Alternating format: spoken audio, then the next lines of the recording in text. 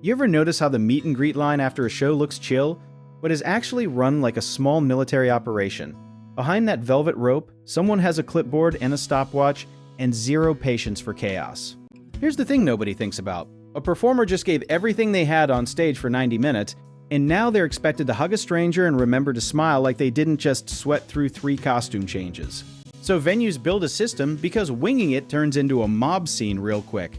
Staff usually break into 3 roles: the line manager, the photo runner, and the security buffer.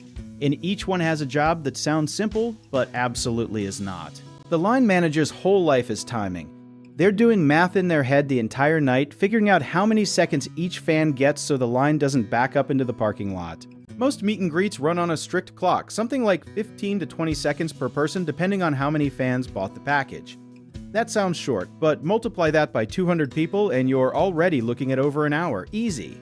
The photo runner is the unsung hero here, because they're the one yelling, "Look here, 3, 2, 1," 1,000 times without losing their mind.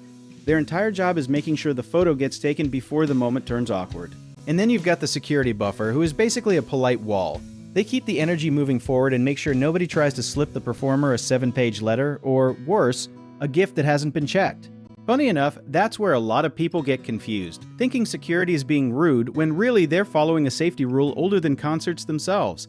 Unchecked bags and items near a performer are a real risk, so most teams have a no-gift handoff policy unless it goes through staff first.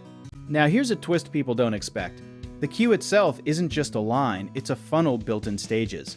You've got the holding area, the staging area, and the actual greet zone, and each one exists so fans aren't just standing there getting restless for an hour straight.